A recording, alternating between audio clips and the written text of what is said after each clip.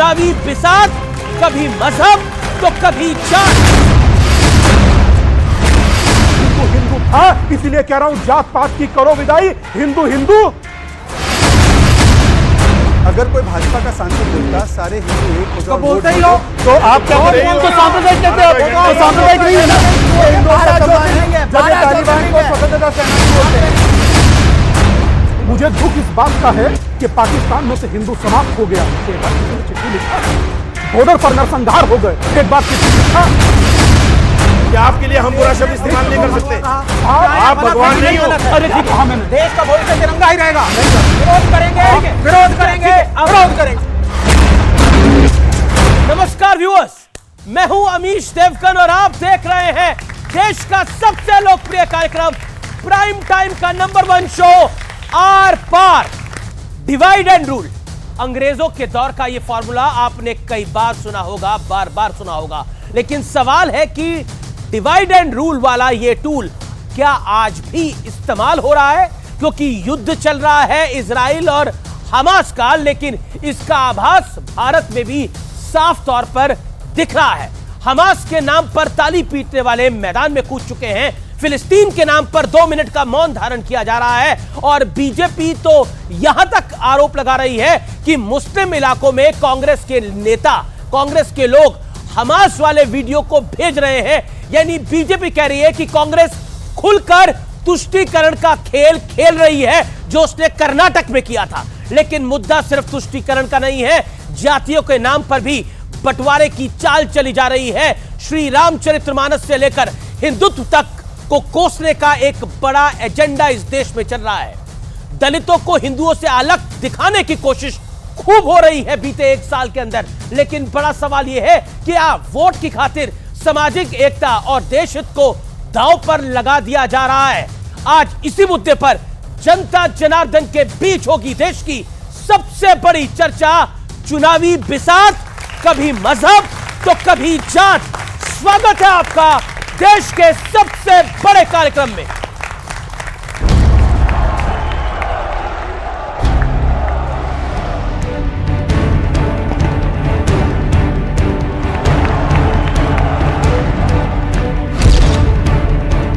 जाति वाला बंटवारा, वोट का खेल सारा।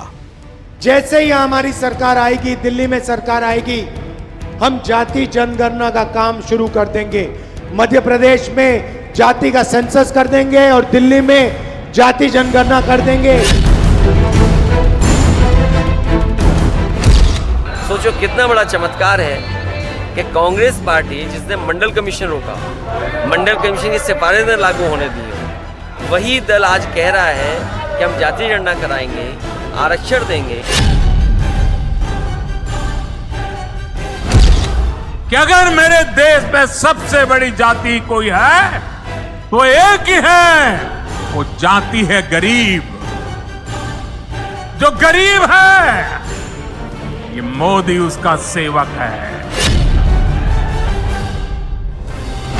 जातिवाद के नाम पर इस देश को बांटने की कोशिश करना बिल्कुल पाप है। हाँ, पिछड़ों का उत्थान करो, लेकिन अगड़ों का पतन करने की बात मत करो। इसलिए मैं जातिवाद की इस राजनीति के खिलाफ हूं और खिलाफ रहूंगा। जातिगत जनगणना को लेकर कांग्रेस ने एक बड़ा स्टैंड लिया कि जहां जहां उनके शासित राज्य है वहां पे वो जातिगत जनगणना कराएगी। क्या आपको लगता है बीजेपी को फंसाने के लिए है? जो उनका उद्देश्य है वो कोई जातिगत सर्वेक्ष के माध्यम से उस समाज को बढ़ाने का नहीं है, इससे अपनी राजनीति को साधने का है। कांग्रेस पार्टी का मतलब है कि आजकल समाज में कौन सी बात है जिसको हम पकड़ लें और उसके सहारे हम सरकार में पहुंच जाए, सत्ता में पहुंच जाए। चुनाव की बिसात, तुष्टीकरण की चाल। एंटी नेशनल एलिमेंट्स को, क्रिमिनल्स को लगता है हम कुछ भी करते हैं तो इस कांग्रेस पार्टी से, इस कांग्रेस सरकार से हमको प्रोटेक्शन मिलता है। हाँ, हम हिंदू विरोधी है, हम धर्म को राजनीतिक मंच पर नहीं लाते जी। 14 साल पहले मैंने सबसे बड़ा हनुमान मंदिर बनाया, कोई इसमें राजनीति नहीं थी। आज बीजेपी के पेट में दर्द होता है अगर मैं मंदिर जाता हूँ, उनके पेट में क्यों दर्द हुए? सबकी अपनी भावना है। जब चुनाव आते हैं तो इनको मंदिर याद आते हैं, ये मंदिर दर्शन करने जाते हैं। तो ये चुनावी हिंदू हैं। चुनावी लड़ाई बंटवारे पर आई। हिंदुत्व को लगातार गाली देने का सिलसिला जारी, उत्तर से दक्षिण तक, दक्षिण से उत्तर तक हमने कई नेताओं के बयान सुने हैं। इन लोगों का काम है समाज को खंडित करो, देश को कमजोर करो, देश को विभाजित करो, जितने भी खंडन हो सकता है उसको खड़ा करो, ये उनका उद्देश्य है। भारत को कमजोर कैसे किया जा सकता है, विभाजित कैसे किया जा सकता है और इसमें मुसीबतें कैसे लाई जा सकती है, इसका प्रयास। सियासी बिसात, कभी मजहब कभी जात। इस चर्चा की शुरुआत करते हैं तो एक बार फिर शहजाद पूनावाला मेरे हमारे साथ हैं, प्रवक्ता भारतीय जनता पार्टी के स्वामी दीपांकर हैं, विवेक श्रीवास्तव है, शदाब चौहान है और साजिद रशीदी हैं। मैं सवाल शुरुआत करता हूं विवेक श्रीवास्तव आपसे और 50 सेकंड आपके। मेरा निवेदन है सब अपनी अपनी टर्न पे बोले जिससे चर्चा व्यापक हो और लाखों करोड़ों दर्शकों तक जाए। क्या आपको लगता है कि सांप्रदायिक ध्रुवीकरण का आरोप आप भारतीय जनता पार्टी पे लगाते हैं, लेकिन एक तरफ तो आप पैलेस्टाइन से लेके हिंदुस्तान तक एका करवाना चाहते हैं और दूसरी तरफ हिंदुओं का बंटवारा कराना चाहते हैं और यह आरोप बार बार विपक्षी दलों पर लग रहा है, बताइए। देखिए, पहली चीज ऐसी है कि ये एक जो काल्पनिक कास्ट प्रॉब्लम को कह रही है भारतीय जनता पार्टी, गलत है। जातिवाद इस मुल्क की समस्या आज से नहीं सैकड़ों सालों से रही है, इसको मानना पड़ेगा। कास्ट एट्रोसिटीज हुई हैं, दलितों को दबाया गया है, बैकवर्डों को दबाया गया है और इसी वजह से रिजर्वेशन होना चाहिए, आरक्षण होना चाहिए, जिसके खिलाफ धीरे धीरे एक मुहिम भारतीय जनता पार्टी शुरू कर रही है कि पहले हम बताएंगे लोगों को कि साहब कास्ट की प्रॉब्लम थी ही नहीं, है ही नहीं, हिंदू तो एक है, कोई समस्या थी ही नहीं, इसलिए धीरे धीरे करके आरक्षण को हटाओ। यह इनकी एक निर्णय है, इनकी एक स्ट्रेटजी है जिसके हम खिलाफ हैं। हमें कास्ट को हटाना है। मैंने जो सवाल पूछा था आपके 50 सेकंड कंप्लीट हो गए, लेकिन उस सवाल का उत्तर नहीं आया कि एक तरफ तो आप एका करना चाहते हैं और दूसरी तरफ आप बंटवारा करना चाहते हैं, यानी 80 में बंटवारा 20 तो है हमारा। बिल्कुल नहीं, 80 में कोई बंटवारा नहीं। 80 तभी साथ होंगे जब जो दलित है वो भी उठ करके जनरल कैटेगरी के बराबर आ जाएगा। जी, तो वेलफेयर करें हम उनका। शहजाद पूनावाला वो कह रहे हैं कि हम वेलफेयर करना चाहते हैं और आप जो है वो सांप्रदायिकरण करना चाहते हैं। इनका काम वेलफेयर है, आपका काम कम्युनल एजेंडा चलाना है। देखिए, अंग्रेजों ने डिवाइड एंड रूल किया था, मतलब कि बांटो और राज करो, और ये जो नए अंग्रेज है जो उनकी विरासत लेकर घूम रहे हैं वो हिंदुओं को बांटो और मुस्लिम वोट बैंक को एक करो और साथ दो। इनसे पूछे सांप्रदायिक एजेंडे की बात करते हैं। मैं 3 या 4 उदाहरण देना चाहता हूं और विवेक श्रीवास्तव जी एक एक करके बताए। विवेक श्रीवास्तव जी, यहां पर बैठे हुए एक व्यक्ति है साजिद रशीदी, उनका बयान सुनाना चाहता हूं। इस तरह के बहुत सारे उदाहरण हैं, जैसे गजनवी को लोग कहते हैं कि साहब गजनवी ने जो है सोमनाथ का मंदिर तोड़ा है, जबकि हिस्ट्री ये है कि वहाँ के लोगों ने आकर उनको बताया, वहाँ की सारी कैफियत बताई कि मंदिर में आस्था के नाम पर क्या हो रहा है, देवी देवताओं के नाम पर क्या हो रहा है, वहाँ लड़कियों को कैसे जो है। सोमनाथ मंदिर गजनवी ने इसलिए तोड़ा क्योंकि वहां पर देवी देवताओं के साथ क्या हो रहा है वो जाकर गजनवी को बताया गया। क्या यह बयान सांप्रदायिक है या यह बयान सेकुलर है? पूरी बात हो जाने दीजिए। दूसरा, शादाब चौहान, जज साहेब ये एरिया को सील कर दीजिए क्योंकि हो सकता है रास्ते में ये जो डिवाइडर है इसको शिवलिंग बोला जाएगा। सांप्रदायिक या सेक्युलर ये बयान। और तीसरी बात, देखिए ये कह रहे हैं ना जातियों के बारे में, 1979 में मंडल कमीशन रिपोर्ट को लागू करने के लिए हमने कहा, मंडल कमीशन रिपोर्ट बनी। 1980 में किसकी सरकार थी? इंदिरा जी। अपोज किया, एक सेकंड, 1980 में अपोज किया, बीच में मत बोलिए, जनता पार्टी की सरकार, उसी ने बनाया मंडल कमीशन और उसी ने रिपोर्ट दिया। बिल्कुल थे, अटल बिहारी वाजपेयी मंत्री थे, आपको पता नहीं है क्या? दूसरी बात, 80 में विरोध किया इंदिरा जी ने, 84 में राजीव गांधी की सरकार आई, विरोध किया। 1990 में राजीव गांधी ने खड़े होकर कहा न जात पर न पात पर मुहर लगेगी हाथ पर। आज इनका नारा है जात पर और पात पर वोट मिलेगा बांट कर। यही इनका नारा है। ओबीसी मंडल कमीशन का रिपोर्ट का क्यों उन्होंने विरोध किया, बताइए एक बार। दूसरी बात बता दीजिए कि क्या राहुल गांधी का परिवार ऊपर हो गया? आप गलत थे और आज आप लोग सही हैं। तीसरी बात, एक सेकंड पूरी हो जाने दीजिए। हमारे गठबंधन के हमारे प्रधानमंत्री मोदी जी है जो ओबीसी समाज से आते हैं। इंडी गठबंधन का कौन है? हम तो देश का प्रधानमंत्री ओबीसी बना रहे हैं, आप बताइए किसको बना रहे हैं? अब आप सुन लीजिए। ठीक है, ओके, जवाब काउंटर जवाब 30 second, then Shadab Chauhan 20 second लूंगा। 2 कॉन्ट्रडिक्टरी बातें। एक बार कह रहे हैं साहब अंग्रेजों की विरासत थी जातिवाद, तो अंग्रेजों की विरासत थी तो आप मंडल कमीशन को भी जस्टिफाई एक तरफ कर रहे हैं, एक तरफ कह रहे हैं कि आरक्षण होना चाहिए नहीं होना चाहिए, दूसरी तरफ कह रहे हैं अंग्रेजों की विरासत थी, तो यू आर कंफ्यूज्ड। आप पहले अपने माइंड में क्लैरिटी लाइए कि जातिवाद अंग्रेजों की विरासत थी या हमारे धर्म की एक कुरीति थी जिसको हमें हटाना है। You are confuse, divide and rule, तो कंफ्यूजन से बाहर निकलिए। अच्छा, डिवाइड एंड रूल नहीं है, वेलफेयर करना है जिससे हर जाति का नागरिक एक समान हो जाए, एक दलित भी एक जनरल कैटेगरी के बराबरी का हो। ये क्योंकि सीपीएम सीपीआईएम का ये लेकिन शहजाद, मेरा कहना ये है, जी जी, मेरा कहना ये है, दोष तो फिर आप बार बार कहते हैं कि वो डिवाइड एंड रूल कर रहे हैं, वो डिवाइड एंड रूल कर रहे हैं, तो दोष तो फिर हिंदू समाज का वो डिवाइड होके जाता है भाई। देखिए ऐसा दोष है तो उनका है। अच्छा, हाँ एक सेकंड, मैं उस पर भी आता हूं, पर मुझे एक बात बताइए। पहले तो मैंने कहा कि डिवाइड एंड रूल करना ये जो अंग्रेजों की फिलॉसफी थी, मुझे बताइए ये लेफ्ट सरकारें चलाते केरल में अभी एक रैली की गई और उसमें हमास को मंच दिया गया, हमास के आतंकवादी को मंच दिया गया। अब धर्म पे आ गए। एक सेकंड, ये धर्म कैसे जाति से धर्म से जुड़ा हुआ है? अब ये हमास धर्म से जुड़ा हुआ है। अब हिंदू हमास कौन से धर्म से जुड़ा हुआ है? हमास कौन से धर्म से जुड़ा हुआ है? हिंदू मुसलमान करेंगे। एक सेकंड, इन्होंने हमास की बात करी, इन्होंने मैंने मुसलमान बोला ही नहीं। एक सेकंड, मेरी बात हो जाने दीजिए। अभी मुस्लिम तुष्टीकरण शब्द बात हो जाने दीजिए, मेरी बात हो जाने दीजिए। मैं दोनों बातों पे शब्द आने जा रहा है। अरे भाई, क्या तरीका है डिबेट का? बोलिए सर। हमास के विषय में हमास को प्लेटफॉर्म दिया गया, उस पर क्या एफआईआर आपकी सरकार ने की है, या आपको लगता है कि हमास के आतंकवादियों को मंच देना सही है? और दूसरी बात, जी जी, अभी इसी का जवाब ले लेते हैं। इसी का जवाब ले लेते हैं। एफआईआर करी, जनता को बताइए, एफआईआर करी हाँ या ना? हाँ या ना? एफआईआर करी कि नहीं करी? देखिए मेरी बात सुनिए, पहली चीज सब बच्चों आपको मानना पड़ेगा, ये डाइवर्ट हुए कि नहीं हुए जाति के? डाइवर्ट हुआ, मैं तो पूरा जाति का डिस्कशन था, हमास में लाए। जब नहीं उत्तर दे पाए तो हमास पे ले उत्तर दीजिए ना। अब जब हमास में नहीं उत्तर दे पाएंगे तो जाएंगे हिंदू मुसलमान पे, चीफ ने केरल में संबोधित करा, फिर एफआईआर हुई कि नहीं हुई? जी, आपसे एक सवाल पूछा गया सर, देखिए बाकी मेहमान भी है, मैं आप ही के पास ज्यादा आ रहा हूं, आपसे मैं पूछ रहा हूं जी, एक्स चीफ ऑफ हमास ने एक रैली करी, एफआईआर केरल में आपकी सरकार ने करी या नहीं? देखिए वो एक, अब आप डाइवर्ट मत करिए, आंसर देना चाहिए कि नहीं देना चाहिए? हाथ खड़ा करिए जवाब जिनको मिलना चाहिए, हाथ खड़ा करिए जिनको लगता है कि जवाब मिलना चाहिए इस बात का। लगभग 100% हाथ खड़े। जवाब एफआईआर करी या नहीं करी? वो एक रिकॉर्डिंग थी, उसको स्टडी किया गया, जमाते इस्लामी से भी क्वेश्चनिंग हो चुकी है, अगर उसमें से कुछ गलत निष्कर्ष आएंगे तो एक्शन होगा। उसमें एक सेकंड, उस व्यक्ति ने और बोले हिंदुत्ववादी ताकतों को हराना है, और आप उन्होंने बुलडोजर हिंदुत्व शब्द का प्रयोग किया था। बुलडोजर हिंदुत्व था, क्यों बोलेगा हमास का? हमास का हिंदू धर्म का अंग नहीं है। बुलडोजर सुप्रीम कोर्ट ने कहा है हिंदुत्व एक जीवन शैली है, तो बुलडोजर हिंदुत्व क्या है? और वो पोस्टर लगना ही गलत था, उसके ऊपर कार्रवाई की नहीं की। दूसरी बात, माइनॉरिटीज को दबाने के लिए एक शब्द है बुलडोजर हिंदुत्व। शदाब चौहान, एक लास्ट 15 सेकंड, शदाब चौहान है दीपांकर। हमारी पार्टी ने बंगारू लक्ष्मण दलित को राष्ट्रीय अध्यक्ष भी बनाया, और प्रधानमंत्री मोदी जी है जो प्रधानमंत्री है ओबीसी समाज से।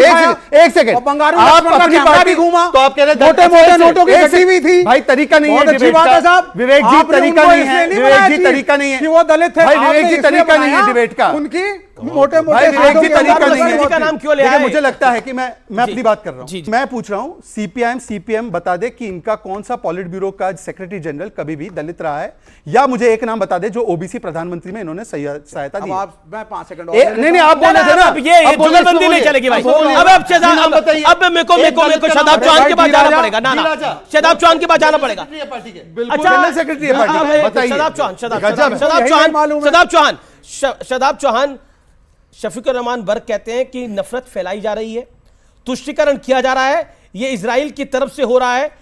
और रशीदी साहब का बयान तो सुन ही लिया है आपने, उन्होंने क्या बोला जो हमने चलाया। मैं आपसे जानना चाहता हूं, एक तरफ तो तुष्टीकरण की बात हो रही है और दूसरी तरफ बंटवारे की बात हो रही है, क्या आपको लगता है दोनों रणनीतियां सूट करती हैं आपके विचार को? पहले तो हम लोग हर तरह के वायलेंस को, वार को कंडम करते हैं, किसी को भी किसी पे भी जुल्म करने का अधिकार नहीं होना चाहिए। लेकिन फलस्तीन पर इजराइल ने कब्जा किया और पिछले 15 सालों से लगातार 33,000 बच्चों को मार दिया, 1.5 लाख लोगों को मर्डर कर दिया, इनोसेंट सिविलियंस का।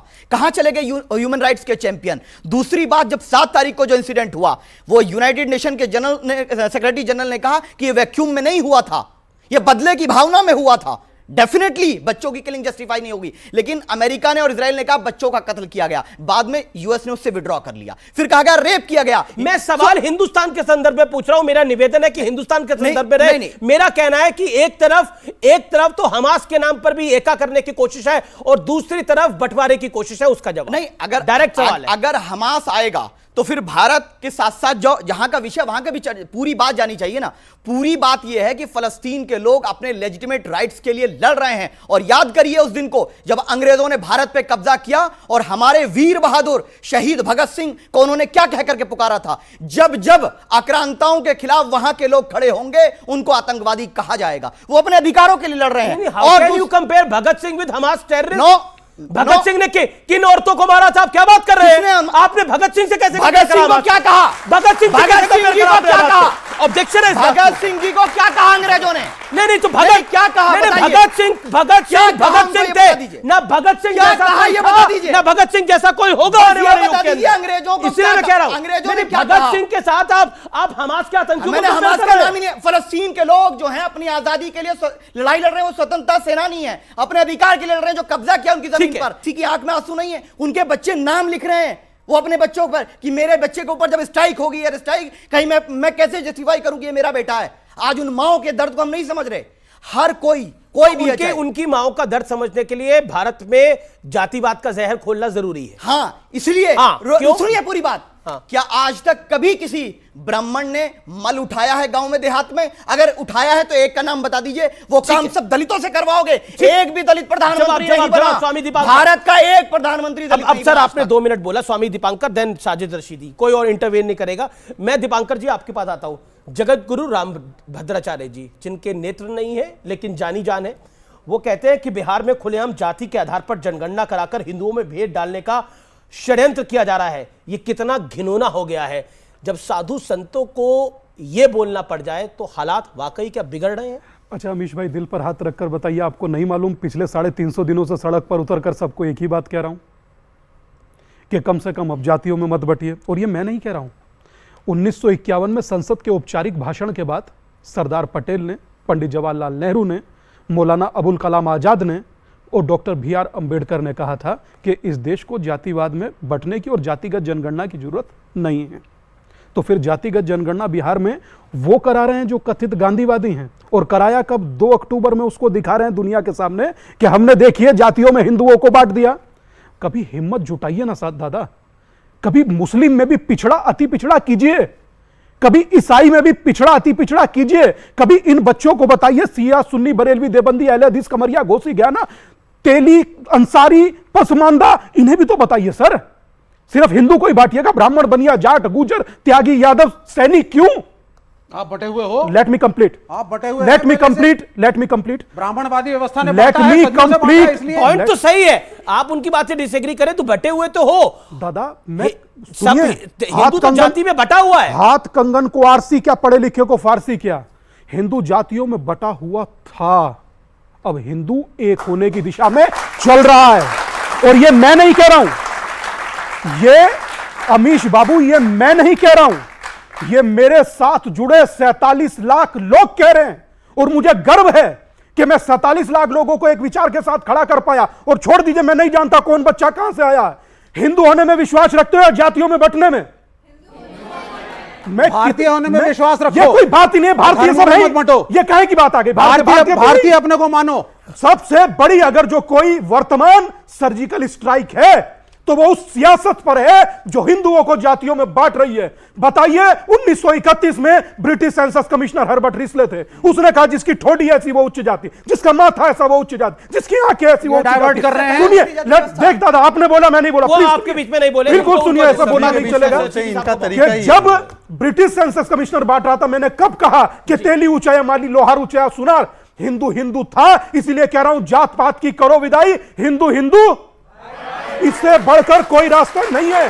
और याद रखिए, एक लास्ट बात कह दूं। जी 10 सेकंड। एक लास्ट बात याद रखिए कि मां भारती के शरीर के बिंदु बांटे जाएंगे, जातियों में गिनकर अब हिंदू बांटे जाएंगे। अगर आप बटे तो भारत का भविष्य क्या होगा? भारत के लिए भी बात कहने की बहुत जरूरत नहीं है। भारत के लिए बात कर लीजिए। और अगर आप नहीं बटे तो आपको क्या लगता है कि अगर हिंदू बटेगा तो भारत सुरक्षित रहेगा? नहीं, एक सेकंड, उनसे सवाल है मेरा। अगर हिंदू बटेगा जैसे स्वामी जी ने कह रहे हैं तो क्या भारत सुरक्षित रहेगा? सवाल है ये, जवाब। देखिए, बात हिंदू की नहीं है, बात हिंदुस्तानियों की है। पसमानदा मुसलमान का नारा किसने दिया? हमारे देश के प्रधानमंत्री ने, क्या ये तुष्टीकरण की राजनीति नहीं है? जब इजराइल के साथ खड़े होकर बाद में फॉरेन मिनिस्ट्री ने आकर सामने कहा जी हम तो फ़लस्तीन के साथ हैं, और फिर महमूद अब्बास से बात की जाती है, और यहाँ इलेक्शन रैलियों में सब जगह ये कहा जाता है कि हम इजराइल के साथ हैं और हमास आतंकवादी है, और आप वहाँ ऐड भी दे रहे हैं इंसानियत के नाम पे। करनी कुछ है, कतनी कुछ है। आप देखिए, ये तुष्टीकरण नहीं है तो और क्या है? इसी का नाम तुष्टीकरण है। मैं एक वीडियो अब दिखाता हूं, और वो वीडियो है जमील खान का, जो कि मंत्री हैं कर्नाटक के, और मुझे लगता है वो वीडियो आप सबको देखना चाहिए, आप सबको देखना चाहिए। वो वीडियो मैं दिखा रहा हूं, उस वीडियो में जो कुछ हो रहा है। भाई कर्नाटका के अंदर एकजुट होकर मुसलमान कैसे वोट करा? हम लोग लगातार 6-8 महीने से इंडोर मीटिंग करते थे, कभी हम लोग दिखा रहे नहीं हम लोग क्या करते करके, यानी हर उलमा इकराम को लेके, हर मस्जिद के मौजूद के इमाम सारे को कॉन्फ्रेंस में लेके कर्नाटका के अंदर वो जमात के साथियों को लेके काम किया पहली बार हम लोग। तो इनका कहना है कि हमने मुसलमानों को इकट्ठा करा, इसलिए बीजेपी की हार हो गई उधर, और अब देखिए आपका पूरा एजेंडा चलेगा। इनडायरेक्टली डायरेक्टली यह कहने का प्रयास हुआ है, और साथ ही साथ एक तरफ हिंदुओं का बंटवारे की बात हो रही है, यानी जात पात। मैं सीधा रुख करता हूं आपका शहजाद पूनावाला, आपका पहला रिएक्शन। देखिए, इसमें कोई हैरानी की बात है ही नहीं। इससे पहले कमलनाथ ने मध्य प्रदेश में क्या बोला था? 90% मुसलमान एक हो जाओ वरना हम बर्बाद हो जाएंगे। कटिहार में सिद्धू ने बोला था, सोनिया गांधी जी ने जामा मस्जिद के इमाम से अपील करवाई थी, और राहुल गांधी ने तो बंद कमरे का कहा था कि हम एक मुस्लिमों की पार्टी है। इसमें कोई समस्या नहीं, समस्या केवल इतनी है, उन्होंने कहा था, ऑन रिकॉर्ड कहा था, इनकिलाब के इंटरव्यू में कहा था, आप चेक कर लीजिए, और बीच में बार बार बोलना बंद कीजिए, बीच में बार बार बोलना बंद कीजिए। राहुल गांधी की पार्टी ज्वाइन कर ली है क्या? राहुल गांधी पार्टी ज्वाइन कर ली है। 80-20 का नारा किसका है? एक सेकंड मैं बताता हूं। अभी आपने भी कहा उसको, अभी आपने भी जस्टिफाई किया उसको। भाई 80-20 का नारा की जो बात कर रहे हैं, तो समाजवादी पार्टी को 20% वोट मिला था, बाकी 80 हमने अपने तरफ मांगे, और 20% वोट समाजवादी पार्टी को बोला कि दूसरी बात मुझे लगता है कि एक करके मैं आपको बताता हूं कि ये चल क्या रहा है। ये चल रहा है पॉलिटिक्स ऑफ कैप। कैप का पता है मतलब क्या है? Competitive appeasement and polarisation politics, मतलब और कुछ ना समझे, कैप पॉलिटिक्स चल रही है। मैं इनसे केवल 1-2 सवाल पूछना चाहता हूं, मैं केवल 1-2 चीज बता देता हूं। भाई विवेक जी, आप विवेक जी, ये तरीका नहीं है। ये मुगलों का रूल आने जा रहा है, मुसलमानों की जनसंख्या बढ़ने जा रही है, मुसलमान सत्ता में आ जाएंगे, हिंदुओं का क्या होने जा रहा है? क्या तरीका है भाई? हिंदुओं इकट्ठा हो, अच्छा ठीक है, अब जवाब सुन लेते। तो कह रहे हैं कि आप हिंदुओं को डरा रहे हैं, देखिए मुसलमानों की जनसंख्या ज्यादा हो जाएगी, मुसलमानों का राज आ जाएगा। जमीर खान नहीं कर रही है सब कुछ। देखिए, ऐसा है, पहले तो जमीर खान वही व्यक्ति है जिसने कहा कि हिजाब नहीं पहनोगे तो बलात्कार हो जाएगा, और ये जाकर वो राजस्थान में कह रहा है कि जैसे कर्नाटक में हमने चुनाव जीता है तो खुलकर आकर कांग्रेस पार्टी बोल देना। इस वीडियो के एंड में आप पूरा वीडियो चलाएंगे तो उसमें कहता है अरे रिकॉर्ड मत करना, इसको रिकॉर्ड नहीं करना है। वो हिस्सा भी इस वीडियो में, अगर कोई गलत बात नहीं थी तो खुले में आकर कांग्रेस पार्टी ऐलान क्यों नहीं करती कि हम मुसलमानों का वोट मांग रहे हैं, और फिर जब चुनाव आते तो सीजनल हिंदू क्यों बन जाते? दूसरी बात, मेरा केवल इतना कहना है, ये तो नास्तिक की पार्टी है ना, एथियस्ट पार्टी है। एक बात, अगर कोई बीजेपी सांसद, अरे सुन लीजिए यार, विवेक जी तरीका नहीं है, विवेक जी तरीका नहीं है, सब नागरिक है, एक सेकंड विवेक जी मुझे एक बात बताइए, विवेक जी एक बात बताइए, अगर कोई भाजपा का सांसद बोलता सारे हिंदू एक हो जाओ वोट दो, तो आप क्या कहते हैं? तो सांप्रदायिक कहते हैं, तो सांप्रदायिक नहीं है ना, तो सांप्रदायिक नहीं है। नहीं, आपको मैं बोलने नहीं दूंगा। इन्होंने बार-बार ऐसे क्या बोला? स्वामी जी ने क्या बोला? एक सेकंड, स्वामी जी की सारी स्पीच यही है कि हिंदू एक हो जाओ। एक सेकंड, मैं एक सेकंड, मेरा निवेदन है, हिंदू एक हो जाओ, और ये इलेक्शन के लिए है। देखिए, मैं तो केवल इतना कहना चाह रहा हूं कि ये तो अपने आप को कहते हैं कि हम लोग तो एथियस्ट पार्टी है, हम रिलीजन को ओपियम मानते हैं मासेस का। मुझे बताइए कि इलेक्शन की मीटिंग मस्जिद में करना ये जायज है, तो आरएसएस की शाखा टेंपल में लगने पर इन्होंने प्रतिबंध क्यों लगाया केरला में? आरएसएस तो राजनीति से जुड़ा हुआ भी नहीं है, आरएसएस की शाखा पर प्रतिबंध लगता है टेंपल में करने से, परंतु इलेक्शन की मीटिंग मस्जिद में हो सकती है कैसे? मुझे शदाब की बात जा रहा है, शदाब मैं आऊंगा आपके बाद बात जा रहा हूं मैं। एक सेकंड, देखिए ये गलत है। शदाब चौहान, मैं आपके पास आ रहा हूं। शदाब चौहान, सारे आरोप भारतीय जनता पार्टी पे, शहजाद पूनावाला पे, जेपी नड्डा पे, नरेंद्र मोदी पर, अमित शाह पर, बीजेपी पे सारे आरोप की देखिए बीजेपी धर्म के नाम पर वोट मांग रही है। ये कर्नाटक के मंत्री किसके नाम पर वोट मांग रहे थे? वो किसको एकजुट करने की बात कर रहे थे? वो इंडोर मीटिंग क्यों कर रहे थे? और क्यों कह रहे थे कि जो हमने कर्नाटक में करा है वो कर दो तुम राजस्थान के अंदर? और अगर सब कुछ सही था तो रिकॉर्डिंग का बटन ऑफ करने के लिए क्यों बोल रहे थे? जवाब दीजिए इस बात का। पहली बात तो यह है कि भारत की कोई भी राजनीतिक दल किसी भी नागरिक से, हिंदू से, मुसलमान से, सिख से, ईसाई से वोट मांगता है, वो कोई अपराध नहीं है। लेकिन क्यों मना किया उन्होंने रिकॉर्डिंग के लिए, वो बता दें। दूसरी चीज, वो मस्जिद में नहीं है, और अगर कोई बात कहता है कि मस्जिद से कांग्रेस के लिए वोट मांगा जाए, मैं उसको कंडम करता हूं। कांग्रेस नहीं, तो पूरी बात सुन लीजिए। शहजाद फिर बोल रहे हो, शहजाद गलत बात है उनकी बात। अब ये नहीं, फिर बर्दाश्त नहीं करोगे, यही प्रॉब्लम है शहजाद, यही गलत बात है। मैं आपके बीच में बोला, नहीं बोला ना। नहीं, आप बोलिए, पूरा प्ले कर लो। हाँ, तो पूरा प्ले करवाइए। स्वामी जी, अगर कोई मस्जिद से या मदरसे से ये चीज करता है कि कांग्रेस को वोट दो, सपा को वोट दो, बसपा को दो, हम उसको कंडम करते हैं। तो आप कह रहे हैं मुसलमानों को एकजुट करने के लिए, वोट मांगने के लिए कोई दिक्कत नहीं है? मुसलमान, मैं तो कह रहा हूं मुसलमान से मांगो, हिंदू से मांगोगे, लेकिन धर्म के आधार पर वोट तो ये महाराज किस आधार पर मांग रहा है? अब पूरी बात नहीं सुनेंगे, बोलिए ना। नहीं, पूरी बात सुन लीजिए। धर्म के आधार पर वोट मांगने को इलेक्शन कमीशन ऑफ इंडिया ने मना किया है, लेकिन अब बीजेपी क्या बोल रही है? बोले हम करते हैं तो ये है, कांग्रेस कर रही है। यानी कि दोनों में कोई फर्क नहीं है। ये हिंदू के नाम पर वोट मांगना चाहते हैं, वो मुसलमान के नाम पे मांगना चाहते हैं, लेकिन ना उन्होंने मुसलमानों के लिए कुछ किया कांग्रेस ने, ना इन्होंने हिंदुओं के लिए किया। दोनों ने सिर्फ डिफरेंस क्रिएट किए। आज हर घंटे 4 बहनों के साथ इज्जत लूटी जाती है पूरे देश में। आज अपराध होता है, रोजगार, प्रगति, किसान के हर मुद्दे पे सरकारें फेल रही। ये कहेंगे हमारी सरकार में कम बलात्कार होते हैं, कांग्रेस में जाते होते हैं। भैया होते तो हैं। ये पॉइंट आपने इंपॉर्टेंट उठाया। मैं स्वामी दीपांकर आपका शिवलिंग का अपमान करना हिंदुओं के लिए क्या कर रहे थे, बता दीजिए। शिवलिंग नहीं है, जज साहब के लिए। अच्छा, शिवलिंग पूरा पढ़िए आप। कोई ये शिवलिंग ना समझ ले। नहीं है, शिवलिंग नहीं है। अच्छा, हम 12 ज्योतिर्लिंग है, सबका सम्मान करते हैं। ये सम्मान है, हम सम्मान करते हैं। आप जज साहब can see in this area when someone claim it as Shivling. Definitely ये हिंदुओं का सम्मान है, हिंदुओं के 12 ज्योतिर्लिंग है। जब ये तालिबान को स्वतंत्रता सेनानी बोलते हैं, सुनिए, ये भारत सरकार, भारत सरकार हमास को क्या बोलते हैं, पूछिए। 10 सेकंड दीजिए। तालिबान आतंकवादी यूनाइटेड नेशंस में बोला, नहीं बोलती। एक करके दीपांकर जी, ये तो जमील खान कह रहे हैं, वो कह रहे हैं कोई गलत नहीं कर रहे। मैं एक चीज समझता हूं कि क्रोध में शायद मेरा संदेश उन तक ना पहुंच पाए। जो वो कर रहे हैं, वो उन्होंने आज अपना एजेंडा बता दिया, हालांकि चल बहुत पहले से रहा है, उन्होंने बता दिया, आपको पता लग गया। मगर अभी जब मैं बोल रहा, लीक हो गया, पता नहीं लग गया, लीक हो गया। हाँ, लीक हो गया, कहा जा सकता है। अभी रशीदी जी कह रहे थे, बोले स्वामी दीपांकर की तो यात्रा ही समूची हिंदुओं को एक करने पे है। तो मेरी यात्रा जातियों में बटे हिंदुओं को एक करने के लिए है। और मुझे लगता है कि राम मनोहर लोहिया चाहते थे जातिवाद समाप्त हो, डॉक्टर BR अम्बेडकर चाहते थे जातिवाद समाप्त। आप उनसे बड़े हैं क्या? बिल्कुल एकदम शांत खड़े रहिए भाई, ऐसा कैसे संभव आप बोल रहे हैं? किसी के बीच में नहीं बोल रहे भाई, आप बिल्कुल बेवजह कोई बात कहिए ही मत ना। संत रविदास की बराबरी आप कर सकते हैं? आपकी सोच, संत रविदास ने क्या कहा था आप जानते हैं? कि जाति पाति की करो विदाई। सर, ये बैकग्राउंड म्यूजिक बंद कराइए सर।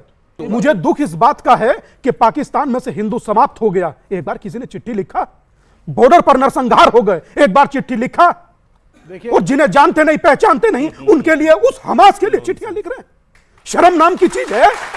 मैं जानता हूं, मैं कहता हूं कि फिलिस्तीन के जो बच्चों के साथ हो रहा, बड़ों के साथ नहीं होना चाहिए, बिल्कुल नहीं। और कल हमास ने कितना बड़ा अपना स्टेटमेंट दिया, हमें इनकी रक्षा से हमें कोई लेना देना नहीं, फिलिस्तीनियों की।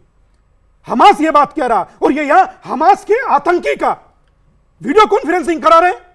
क्या संदेश देना चाहते हैं? अगर हम आए तो भविष्य में आपका नाश कर देंगे। नहीं, गलत, बिल्कुल ओके, गलत आप कर रहे हैं। ओके, जवाब विवेक जी का जवाब होगा। कोई नहीं और बोलेगा, 40 सेकंड। पहली चीज, मैं दीपांकर जी भिक्षा यात्रा कर रहे हैं, आप जरूर करिए। आपसे मैंने पूछा आपकी यात्रा का क्या उद्देश्य है, इन्होंने बोला लाखों करोड़ों लोग जुड़ रहे हैं, मैं जातिवाद हटाना चाहता हूं। बहुत अच्छी बात है, जातिवाद जरूर हटाइए, लेकिन आपकी यात्रा में सब जुड़ेंगे। आप उसमें ये जो धर्मवाद देश में फैल रहा है, इसको भी हटाइए। अच्छा, मुसलमानों को भी जोड़िए, ईसाइयों को भी जोड़िए, सिखों को भी जोड़िए। यह मेरी अपील है। भारत की बात करिए, आप संत हैं, मात्र सिर्फ हिंदू और एक समुदाय धर्म की बात मत करिए। और अब आर पार में रुकते हैं एक ब्रेक के लिए, लेकिन ब्रेक के उस पार कुछ सवाल होंगे, लेकिन पहले आइए देखते हैं ट्वीट मोटरोला के इस फोन से। राहुल का ट्वीट है, मोटरोला के फोन से मैं देख रहा हूं। तुष्टीकरण की राजनीति समाज को बर्बाद कर देगी। एक अच्छा पॉइंट है, ब्रेक के लिए रुकेंगे, ब्रेक के बाद क्या तुष्टीकरण की राजनीति समाज को बर्बाद कर देगी, इसी सवाल के साथ वापस आ रहे हैं। आप देखते रहिए न्यूज़ 18 इंडिया पर आर पार का बेहद खास एडिशन। भारत का भविष्य वही होगा, कह रहा हूं। भारत का भविष्य तिरंगा होगा, भगवा नहीं होगा। अगर नहीं बोलने दे रहे तो मैं वहां जाकर बैठूंगा।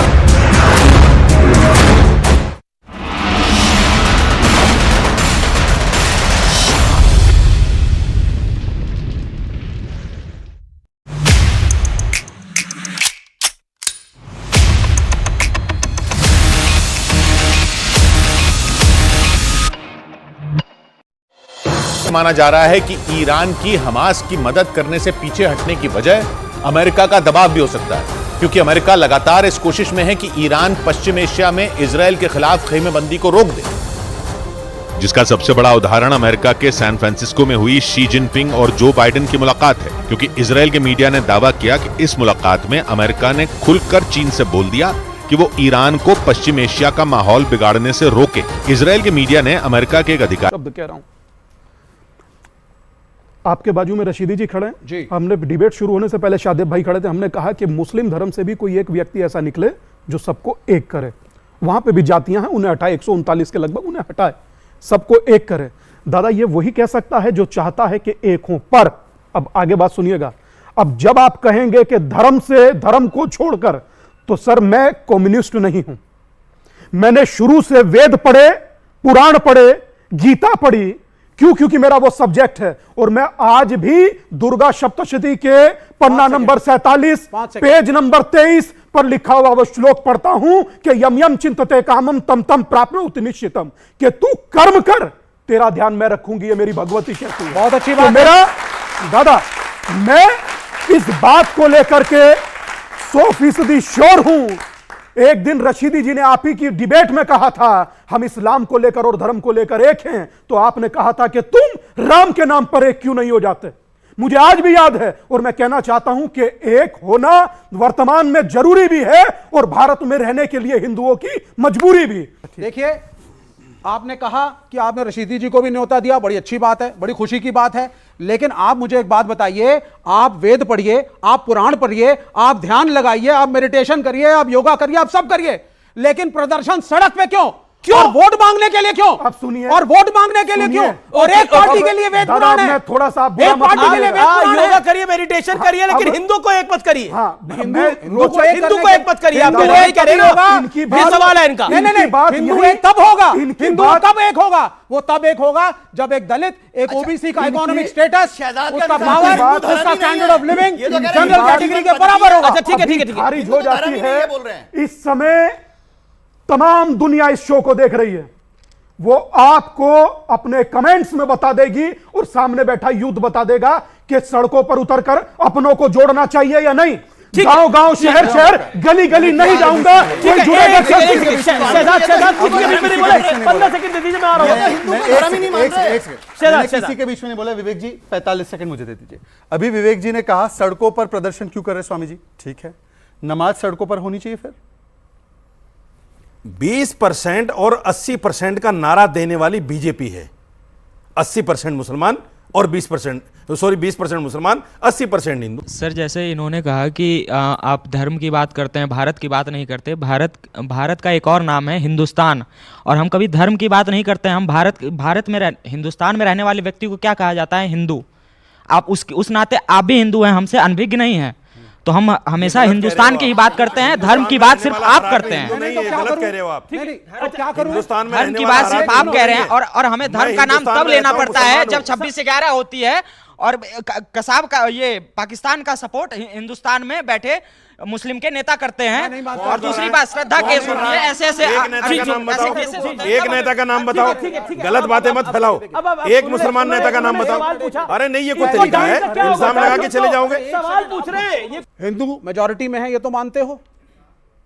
क्या देश में सिविलाइज्ड डेमोक्रेसी में कहीं भी पृथ्वी पर माइनॉरिटीज को दबाना, खड़े होकर के बोलना, कि बोलो कि तुम इस देश के नागरिक हो, बोलो तुम पेट्रियाटिक हो, प्रूव करो तुम पेट्रियाटिक हो, और रोज उनका जलूस निकालना। क्या ये डेमोक्रेसी का बात है? 10 सेकंड और सवाल ले रहा हूं।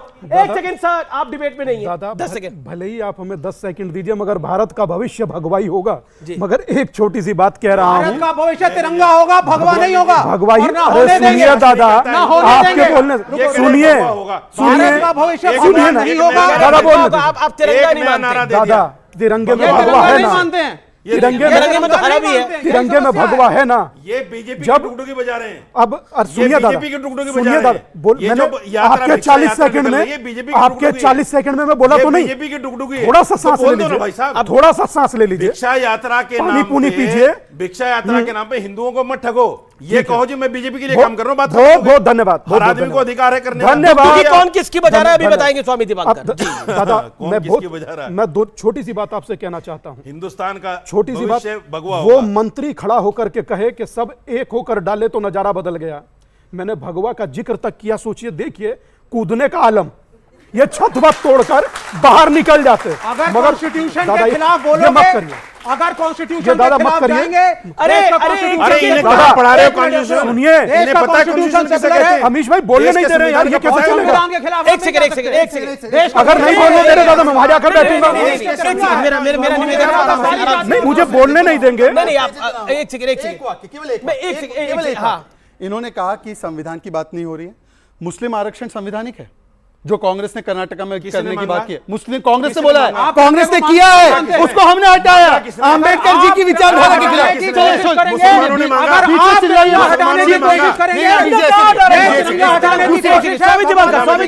यही बैठते हैं तुम्हारे बीच में ही, क्योंकि वहां पे बोलने वही बैठ जाते हैं भाई।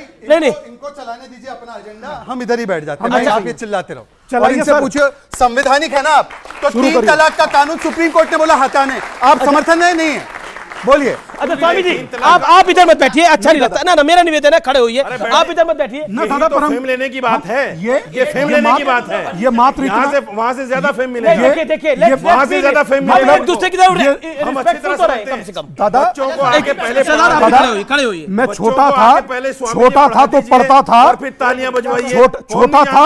छोटा था तो पढ़ता था कि जुबान का खराब होना दिमाग का खराब होने का प्रथम लक्षण है। तो जब शब्दों पर अपने कंट्रोल रखिए, दूसरे को अपने जैसा मत बनाइए। किसी ने आपको बुरा नहीं कहा, आपने आपके काम को बुरा कहा जा रहा है, आपके काम को गलत कहा जा रहा है। मैं आपको बोलने का मौका दे रहा हूं। भगवान नहीं है क्या? आपके लिए हम बुरा शब्द इस्तेमाल नहीं कर सकते? आप भगवान नहीं हो। अरे ठीक है, देश का भविष्य तिरंगा ही रहेगा। नहीं दादा, आप इसको हिंदू राष्ट्र, आपने बात समझी नहीं। हिंदू राष्ट्र बनाने की जो साजिश है, उसके हम विरोध करेंगे, विरोध करेंगे, विरोध करेंगे। हो गया तलाक 3 बार, अब हो गया, बैठिए, बोलने दीजिए। 3 बार, अब आप उनको 30 सेकंड बोलिए। अब आपने विरोध दर्ज करा लिया, आपका विरोध स्टाइल में भी बोल कर गए, 3 बार करेंगे, तलाक देकर गए, नहीं गए।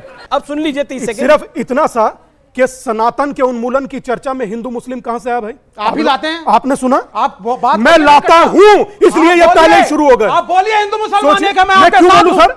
आप बोलिए क्या मतलब है? अपने 345 दिन की यात्रा में एक बार मुस्लिम शब्द नहीं बोला, एक बार क्रिश्चियन शब्द नहीं बोला, सिर्फ इतना कहा कि जातियों में ना बटकर आप एक हो जाइए। हम लोगों को बांटने के लिए तो जाति पूछी जाती है और काटने के लिए धर्म, तब आप कहीं खड़े नहीं होते।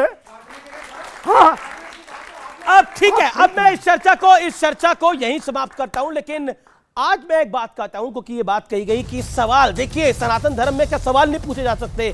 सनातन धर्म तो वो विराट धर्म है जिसमें बीच युद्ध में अर्जुन ने भगवान श्री कृष्ण से सवाल पूछे तो गीता का ज्ञान मिल गया था। ये बात सत्य है। और जहां तक बात है भगवा की, तो भगत सिंह ने जब इस मुल्क के लिए शहीद हुए तो एक ही गीत अक्सर हम सुनते हैं, मेरा रंग दे बसंती चोला, माए रंग दे बसंती चोला। बसंत रंग कौन सा है ये भी पूछ के देखिएगा। तो भगवा इस देश की आत्मा के साथ जुड़ा हुआ है, इस देश के विचारों के साथ जुड़ा हुआ है। जो देश प्रभु राम का देश है, वासुदेव कृष्ण का देश है, बुद्ध का देश है, उस देश में आप युद्ध की बात करेंगे तो करेंगे कैसे? क्योंकि यहां युद्ध भी होगा तो महाभारत जैसा होगा, क्योंकि जहां धर्म ही अधर्म का नाश करता है।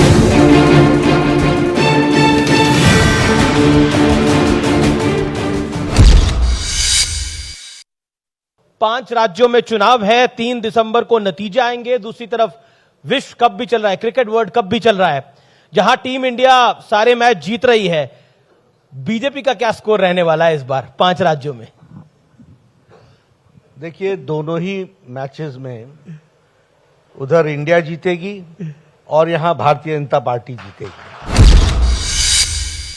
एक सवाल जो बार बार घूम फिर के आ जाता है वो ये आ जाता है कि ईडी उन्हीं प्रदेशों में जाती है जहां चुनाव है। क्या आपको लगता है कि कहीं ना कहीं टाइमिंग पर सवाल खड़े हो जाते हैं कि चुनाव से ऐन पहले ईडी की एंट्री होती है? जैसे फिल्मों में हम देखते थे कि वारदात के बाद पुलिस की एंट्री होती थी, चुनाव से ऐन पहले एंट्री होती है। देखिए, एक साधारण सा प्रश्न है, मैं कोई इन्वेस्टिगेटिव एजेंसीज पर कोई चर्चा करूं इसकी आवश्यकता नहीं है जी। लेकिन आपने देखा होगा कि इलेक्शन कमीशन एक्टिव कहां होता है, ईडी कहां एक्टिव होती है? जहां फाइनेंसेस का आदान प्रदान ज्यादा होता है जी। वो कहां होता है? जहां इलेक्शन डिक्लेयर्ड होता है। अभी ये जो आपके महादेव, अब इन्होंने महादेव भी नहीं छोड़ा, मैं क्या करूं? महादेव ऐप। अब महादेव ऐप कैसे पकड़ में आया? एक व्यक्ति सर्विलेंस पर था, उसको किसी ने दुबई से कहा कि जाओ भूपेश बघेल को इतने पैसे देकर के आओ। अब बताइए, ईडी गई या भूपेश बघेल और इनके साथी जो एक्टिविटी कर रहे थे उसके कारण यह हुआ? तो ऐसी एक्टिविटी होती रहती है। अब ये मैं कोई investigative agency, I am not a representative of any investigative agency, but I know कि एक्टिविटीज वहां होती हैं। अब पुलिस कहां खड़ी होती है? मेले के बाहर ही खड़ी होती है ना, मेले में ही घूमती है ना। डिप्लॉयमेंट होती है कि नहीं होती है? इस बार कांग्रेस पार्टी भी एक्सपेरिमेंट कर रही है। वो कह रही है कि वो हिंदुत्व को लेकर खुलकर बैटिंग कर रही है। कमलनाथ जी ने मेरे इंटरव्यू में बोला कि मैं एक हनुमान भक्त हूं और मैंने हनुमान मंदिर बनाया है। अब प्रियंका जी ने तो यहां तक कह दिया कि कमलनाथ जी ने कहा कि हम श्रीलंका तक में अब सीता माता का मंदिर बनाएंगे, सरकार आने दीजिए। ऐसा है, सबसे पहले एक बात समझ लीजिए कि इनको कोई भगवान राम से प्यार नहीं, इनको कोई धर्म से प्यार नहीं, इनको कुर्सी से प्यार है और ये वोट के खातिर सब कुछ कर सकते हैं।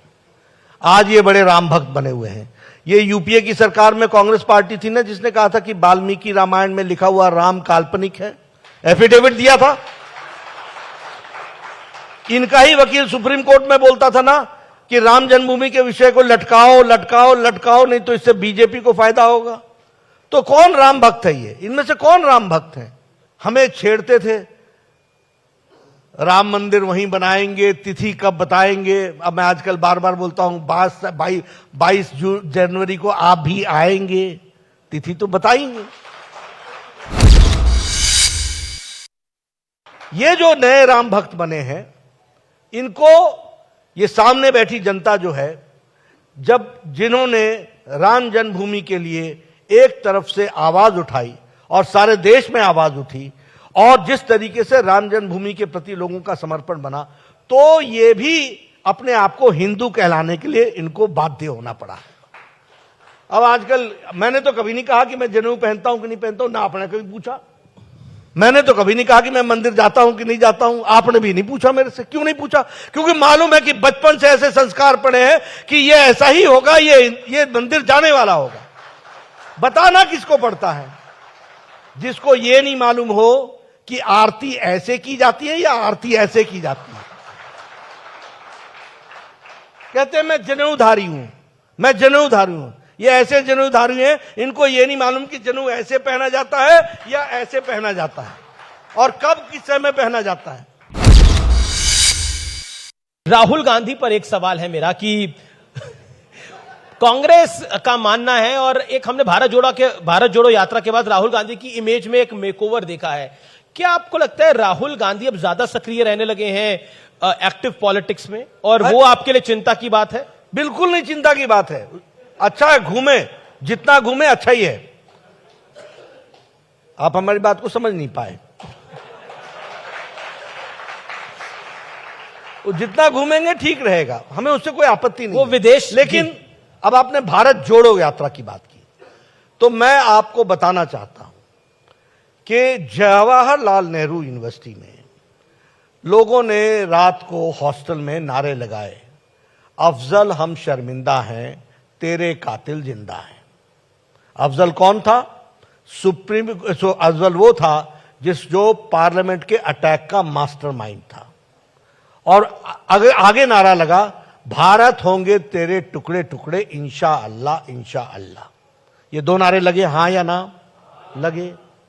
अब राहुल गांधी दूसरे दिन, अच्छा क्या कहा? हम शर्मिंदा हैं, तेरे कातिल जिंदा है। कातिल कौन हुआ? सुप्रीम कोर्ट का जज जिसने फांसी सुनाई अफजल को। कातिल कौन हुआ? उस समय के भारत के राष्ट्रपति प्रणब मुखर्जी, जिन्होंने पार्डन करने से इनकार कर दिया, वो कातिल हो गए। और हम शर्मिंदा हैं कि तेरे कातिल जिंदा है। उसके दूसरे दिन राहुल गांधी इन लोगों के साथ जेएनयू में खड़े हुए कि नहीं हुए? आज दिन तक माफी मांगी क्या? तो ये जोड़ो यात्रा कर रही है, तोड़ने वाली यात्रा के निकले हुए। ये तो तोड़ने वाले लोग हैं, ये तो देश को खंडित करने वाले लोगों के साथ खड़े हैं। इंडिया गठबंधन बहुत जोर शोर से बना, सब लोग एक साथ आए, सबने सोचा कि बीजेपी और मोदी को हम हराएंगे। लेकिन अखिलेश जी और कमलनाथ जी के बीच में जो तू मैं हुई, उसके बाद काफी पानी उतरा है। उसे आप किस तरह से देख रहे हैं? देखिए, देखने की क्या बात है, ये तो मैंने तो उसी दिन कहा था ये तो फोटो सेशन है, खिंचा लो। पर उस फोटो सेशन में भी मैंने देखा किसी का धड़ इधर था, किसी का मुंह उधर था। एक लाइन में खड़े होकर के भी कहीं कोई कहीं देख रहा था, लुकिंग लंदन टॉकिंग टोक्यो। ये कहां देख रहे हैं, कौन बात कर रहा है, कुछ समझ में नहीं आ रहा था। तो ये इस तरीके के लोग खड़े थे वहां पर।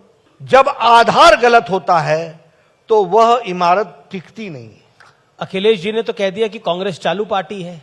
मैं ऐसे अभी और बयान आएंगे। अभी आप कमलनाथ जी ने कह दिया कि सन 24 तक आप इंतजार तो कीजिए, आपको ऐसे बयानों की बाहर लगेगी।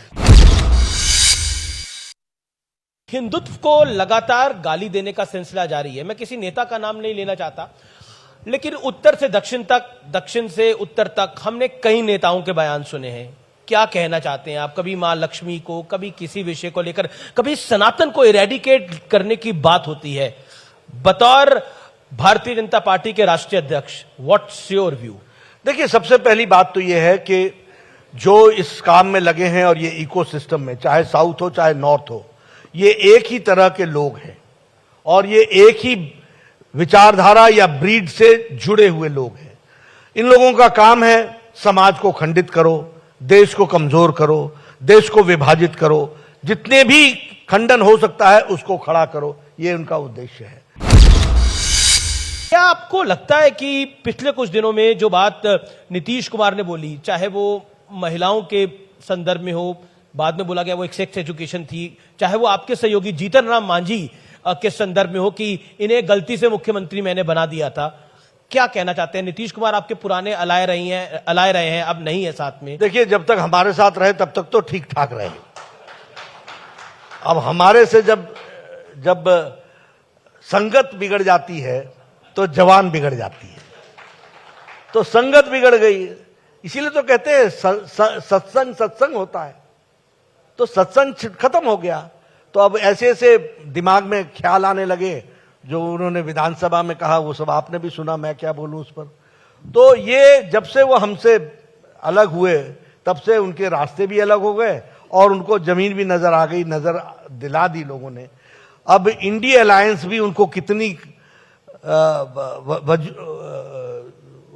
उनको स्थान देता है ये भी आपको मालूम है।